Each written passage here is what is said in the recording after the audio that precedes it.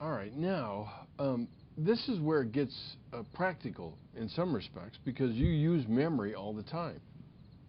In some respects, you're using memory even as you're listening to a video like this. You're processing memory, or you're processing information, you're encoding it, trying to figure out some way to hang on to it, which is part of the effortful way of doing things. So that's what I want to talk about briefly with you in this particular component part, is building memories. How do we do that?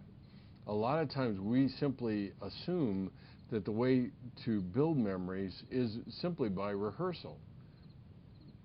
And rehearsal is good as far as it goes, but it tends to be relatively shallow.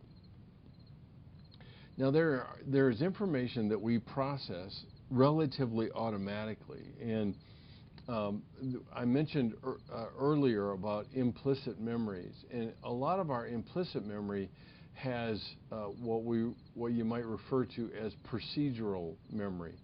And procedural memory is things that you know how to do that are automatic.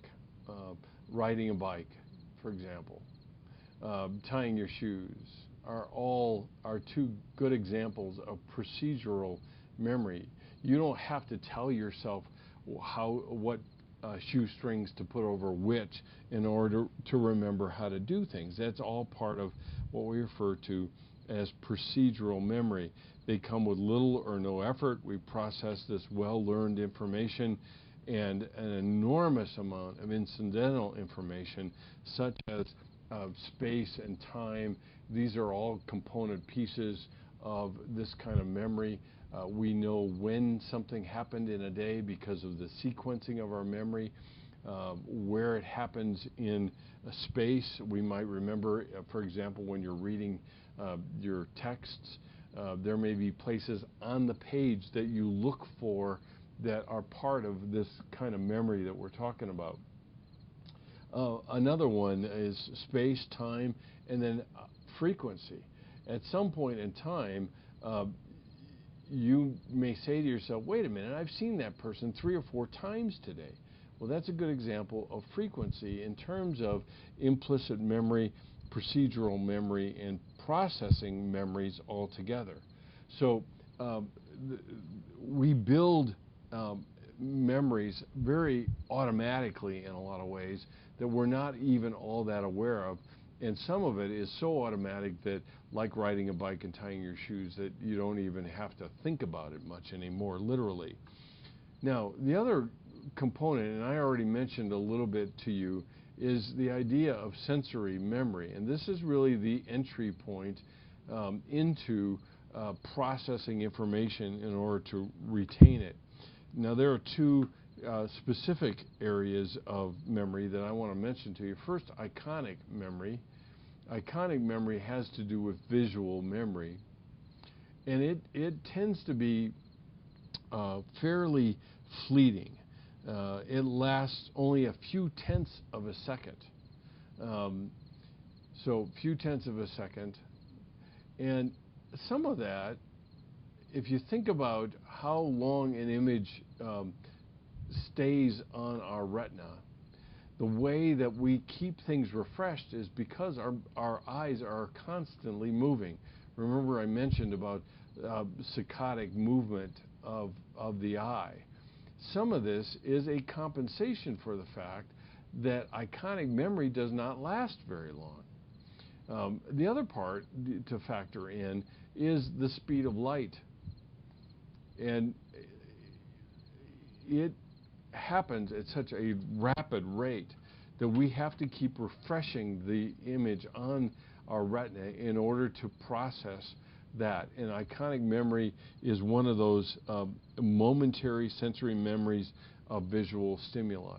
The second one is echoic memory. Now, as you can probably guess, this is related to the auditory system. And again, what's remarkable is that this lasts far longer than iconic memory does. We're talking about 3 to 4 seconds that we can recall things auditorially. And again, compare the difference between the speed of light and the speed of sound waves. Obviously, light is far faster. We keep refreshing it with saccadic eye movements.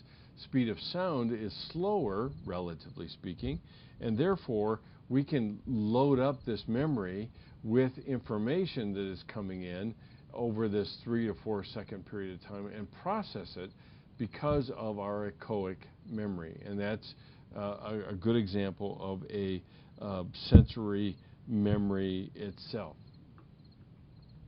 The other aspect here is the short-term memory span, and you may have heard the magic number that George Miller discovered for us. And generally what that is 7 plus or minus 2. And that can be any bits of information that come in and are part of that. Of course, some of that is built on age and other factors. But roughly about these chunks of information is basically the amount of information that we can actually process and hang on to in a relatively short period of time, and that's part of that. So the other aspect here is when we talk about effortful memory, is that there are a variety of strategies that we can use to manage and encode information in a more effective manner. The first one is chunking, and let me move to a different screen just to demonstrate this for you.